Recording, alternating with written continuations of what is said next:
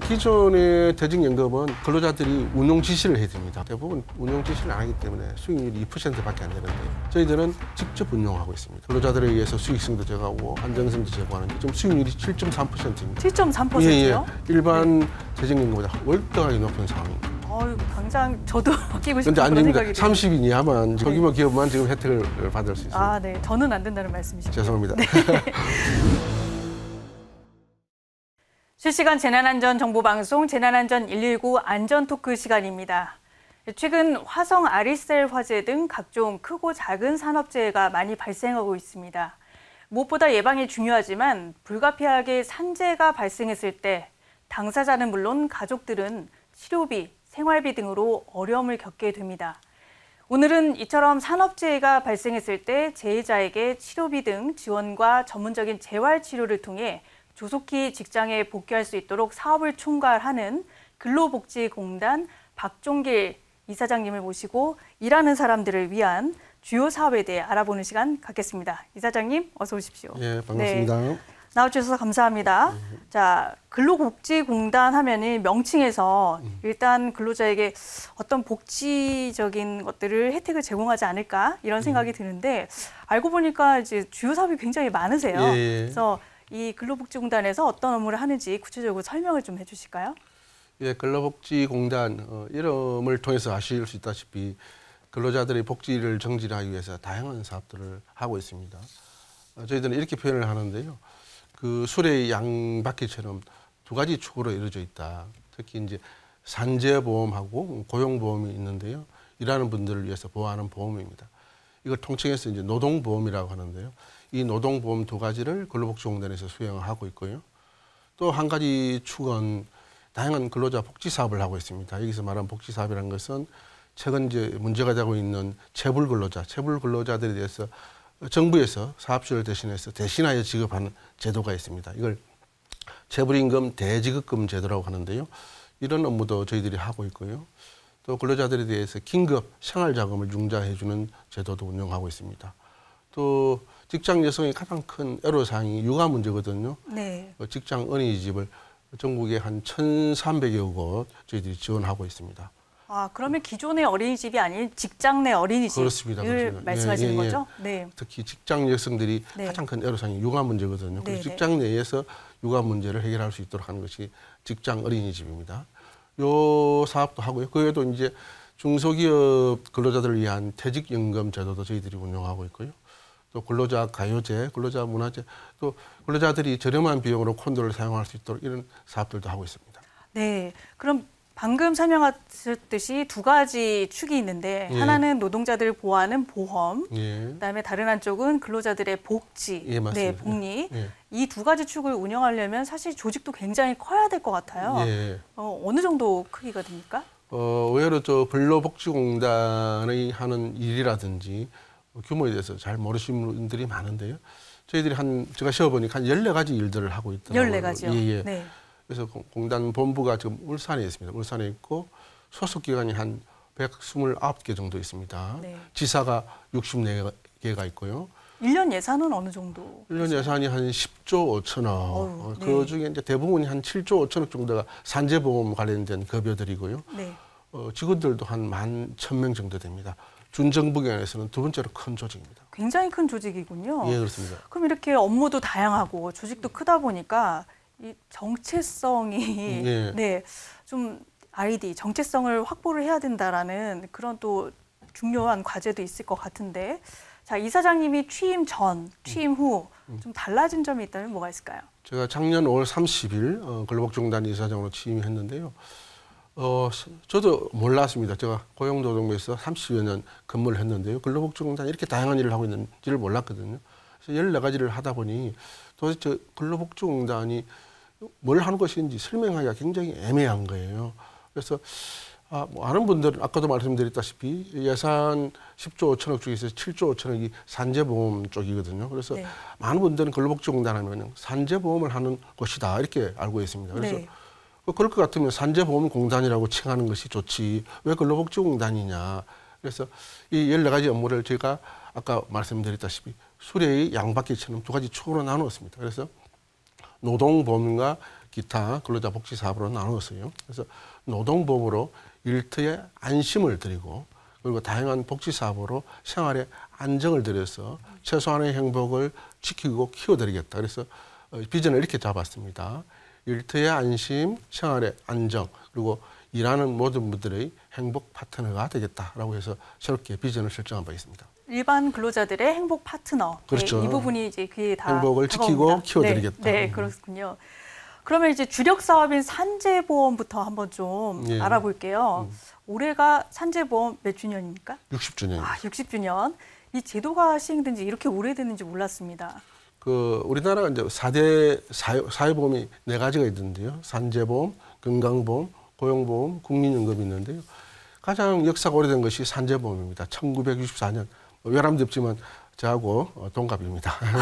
네. 그래서 본의 아니게 알게 됐습니다. 네. 깊은데요. 그러면 왜 산재보험이 사회보험 중 가장 먼저 도입되었냐고 하면요. 산업사회가 18세기 산업사회가 도래되면서 우리의 생활구조가 자급자족에서 임노동으로 바뀌었습니다. 즉 자기의 노동을 판다는 표현이 어떨지 모르겠지만 팔아서 그 수입으로 생활하는 구조거든요. 네. 근데 일을 하다가 아프거나 다치면 어떻게 되겠습니까? 생활을 못하게 되겠죠. 그렇죠. 그래서 네. 그 산업사회가 태동한 유럽의 경우도 보면 제일 먼저 도입한 것이 산재보험인데요. 일단 일을 하다가 아프거나 다치면 그분들을 치료해드리고 최소한의 생활을 해드리기 해서 다시 노동시장으로 복귀하도록 하는 그런 제도인데요. 우리나라도 이제 1962년부터 경제개발 5개년 계획이 시작이 됐는데 1964년에 이 보험제도가 필요하다. 근로자들을 보호하는 것이 필요하다. 그래서 가장 먼저 1964년에 산재보험제도가 도입된 것입니다. 그렇다면 이제 우리나라 사회보험 가운데 산재보험이 맏형이다. 예, 이렇게 볼 수 있습니다. 큰형님. 예. 자, 그러면 이 큰형님에 대해서 조금 더 최근 사례를 통해서 알아보게 되면 아리셀 공장 화재가 있었잖아요. 저도 한 2번 정도 갔다 왔습니다. 현장도 갔다 오셨군요. 지금 현재 그 피해자분들은 어떻게 지내시고 또 이 분들에게 어떤 지원과 혜택이 있었는지 궁금합니다. 23분이 돌아가셨는데 저희들이 좀 22분에게는 유족급여를 지급을 완료를 했습니다. 네. 한 가족이 남았는데 그거는 유족 사이 약간 자체적으로 해결할 문제가 있어서 아직 지원을 못했고요. 저희들은 지급할 준비가 되어 있습니다만 예. 어쨌든 이 분들에게 다 지원이 됐고요. 산재보험을 통해서 혜택을 받을 수 있는 부분은 쉽게 설명드리기 위해서 건강보험하고 비교를 할게요. 많은 분들이 건강보험이 있는데 왜 산재보험이 필요합니까? 라는 이야기를 하시는데요. 일단 산재보험은 다치거나 아프게 되면 치료비를 100% 지원합니다. 그러니까 부상자들은 치료비를 100% 지원을 그렇죠. 받는다는 거죠. 네. 그러면 사회자님 잘 아시겠지만 건강보험에는 자기 부담금이 있지 않습니까? 네. 산재보험은 자기 부담금이 없습니다. 전액 지원하고요. 그리고 치료기간 중에 생활을 해야 될 거 아닙니까? 이분들이 다 근로자들이니까 일을 하시는 분들이니까. 네. 그래서 받던 월급의 70%를 생활비로 치료기간 중에 지원합니다. 이 역시 건강보험에는 없는 제도거든요. 또한 치료뿐만 아니라 저희들은 직장을 복귀하는 것을 목표로 하기 때문에 여러 가지 다양한 재활 서비스를 추가로 지원합니다. 그 외에도 영구적인 장애가 나오면 장애급여를 드리고요.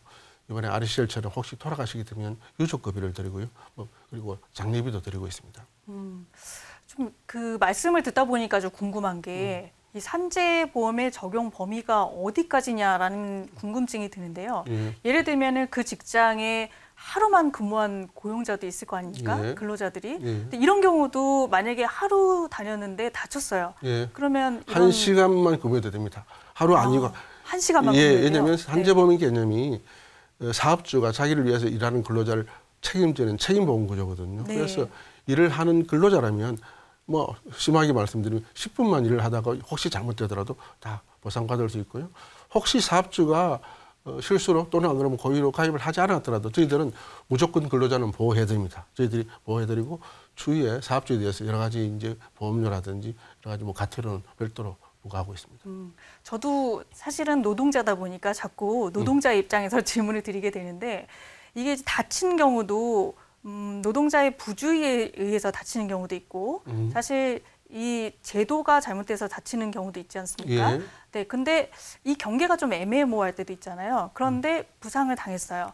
이러면 보상 범위가 어떻게 되죠? 근로자들의 과실이나 이런 부분 전혀 따지지 않고요. 혹시 하지만 근로자들이 범죄 행위를 했거나 여러 가지 또 고의적으로 했다든지 그런 부분 아주 예외적인 경우에는 네. 뭐 실수를 했거나 뭐 혹시 고의가 있다 하더라도 과실과 이렇게 중복된 혼합되어 있는 부분이나 이런 부분들도 다 포함이 되고 웬만한 부분은 다 보상을 받는다고 보시면 됩니다. 네. 그래서 단 네. 업무와 연관이 돼야 됩니다. 네, 업무 도중에. 예, 그 업무 네. 하지 않고 예를 들면 뭐 휴식도 일을 하는 도중에 휴식을 취하는 경우는 그것도 인정이 되는데 예를 들면 뭐 휴일에 집에서 여러 가지 여가 활동을 하다가 사고가 네. 났거나 또는 그러면 뭐 노환 또는 개인 기질에 의한 질병 같은 경우는 업무와 관련이 없기 때문에 그 경우는 보상을 받지 못하고요. 그 외에 사실상 회사에 출근해서 퇴근할 때까지 발생하는 모든 부분들은 또 경우에 따라서는 퇴근 이후에 여러 가지 회사에서 주도하는 회식에 참여하다가 어떤 문제가 생기더라도 저희들이 보상해 드리고 있습니다. 그럼 모든 노동자들은 산재보험에 가입돼 있는 상황인가요? 그렇습니다. 그래서 모든 노동자라는 개념이 여러 가지가 이제 혼재되어 있는데요. 노동자의 개념에는 이제 근로계약을 체결한 근로자도 있을 수 있고요. 최근에 들어서는 이제 다양하게 비정규직도 사실은 저희들은 이제 근로자라고 보거든요. 다 포함이 되고 특수고용 형태 종사 특고라고 그러는데요.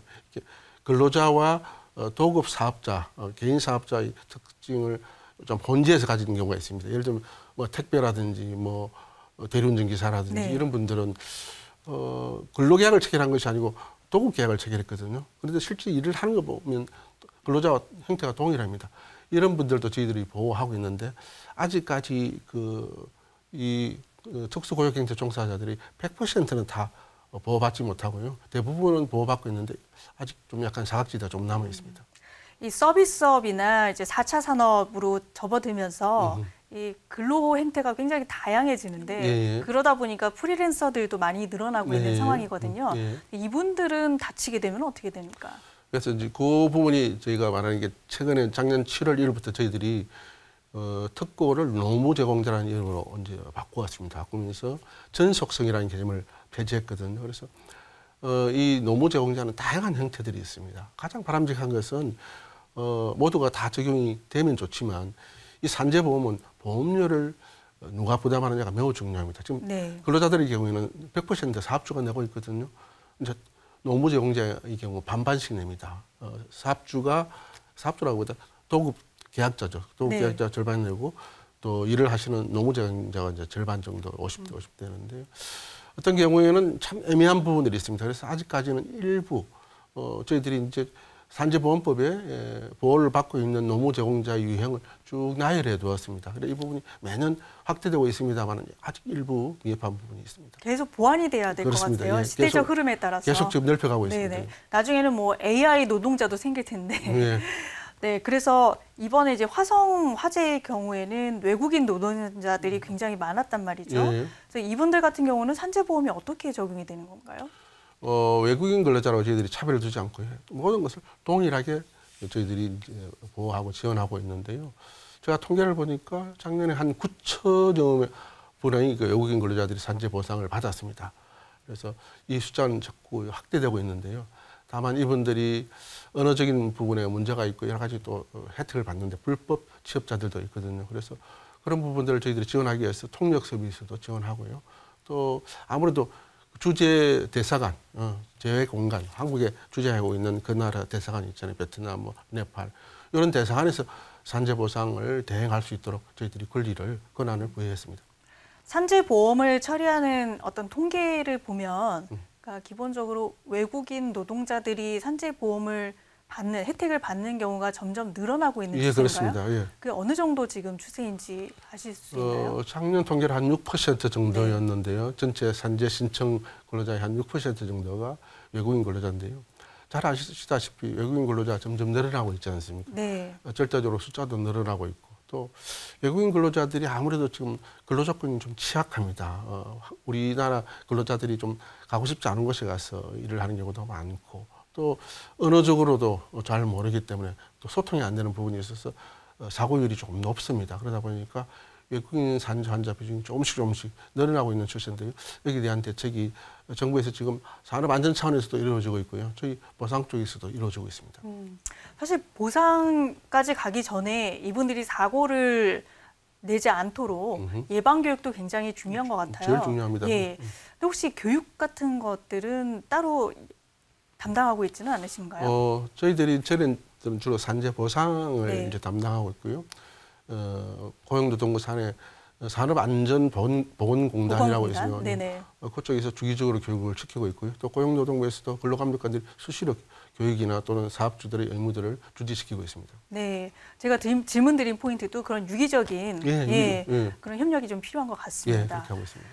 네, 그러면 이분들이 치료와 보상도 중요하지만 조속히 직장에 복귀를 해야 되잖아요. 예. 이렇게 직장에 복귀를 다시 할 수 있도록 이런 제도적 지원도 있나요?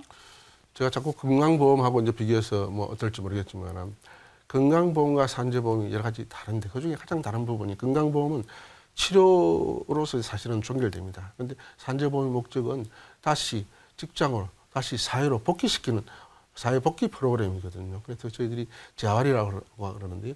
재활에는 여러 가지 재활이 있습니다. 물리적 재활, 심리적 재활 또는 직업 능력적 재활이 필요한데요. 그래서 이분들이 물리적으로 치료를 받고 또 트라우마를 겪는 분들이 굉장히 많습니다. 그래서 뭐 자제를 하신 분들 그런 분들도 또 사기를 올려드리고 이렇게 해서 물리적 재활, 심리적 재활, 직업 능력적 재활을 통해서 저희들이 이분들이 직업 복귀를 직장 복귀를 제고하고 있고요. 최근에 여러 가지 전문성이라든지 1:1 서비스를 도입해서 추진하고 있습니다. 이사장님 방금 전에 재활을 말씀하셨는데 이 일반 병원에서 제가 기억에 잘 없는 것 같은데 그럼 직영병원을 따로 운영하고 계신다는 얘기인가요? 예, 그렇습니다. 그 산재가 발생하면 이제 우리 근로자분들이 치료를 받는데요. 걱정하실 필요가 없는 게 전국에 한 6,100개 정도 병과 저희들이 계약을 맺고 저희들이 산재 지정병원이라고 하는데 예, 지정병원이군요. 그런 병원이 있음에도 불구하고 네. 재활 부분은 좀 취약합니다. 그래서 저희들이 근로복지공단에서 별도로 11개의 병원을 직영해서 운영하고 있습니다. 그래서 이 11개 병원의 가장 장점은 전문 재활병원입니다. 재활이 굉장히 잘 되어 있고요. 최근에 또 울산에도 하나 더 만들고 있기 때문에 조만간 12개가 될 예정이고 이런 뭐 재활 서비스를 또 도심에서 제공하기 위해서 서울, 부산, 광주에 도시 내에 재활센터를 운영하고 있습니다. 이사장님 그런데 좀 걱정이요. 네. 최근에 의료 공백이 있지 않습니까? 예. 네. 보통 이렇게 재해를 당하신 분들 보면 응급 상황이 많단 말이죠. 그래서 이런 의료 공백이 응급 상황에서 조치가 필요한 노동자들에게 적절한 조치를 못하게 되는 상황이 벌어지고 있는 건 아닌지 궁금합니다. 지금까지 제가 파악하기로는 현재로는 그런 문제는 없습니다. 저희들이 그 병원이 11개 있지만 두 병원은 요양병원이기 때문에 실제로는 병원이 9개고 그중에 8개 병원에서 응급실을 운영하고 있습니다. 그래서 제가 계속 매일 제가 체크하고 있는데요. 응급실 정상 가동 중에 있고요. 저희들이 뭐 산재 환자뿐만 아니라 지역에 응급 환자가 발생하면 공공병원으로 역할하기 위해서 저희들이 100% 지원하고 있고요. 잘 돌아가고 있습니다. 현재로. 근데 보험하다 보니까는 제가 계속 조금 헷갈리는 부분이 있어서 여쭤보겠습니다. 만약에 다치거나 이런 상황이 발생했을 때는 건강보험에서도 어느 정도 이게 이제 보상이 가능하거든요. 그래서 이 산재보험과 건강보험이 중첩되는 부분이 있는 거 아닌가 이런 생각도 좀 드는데요.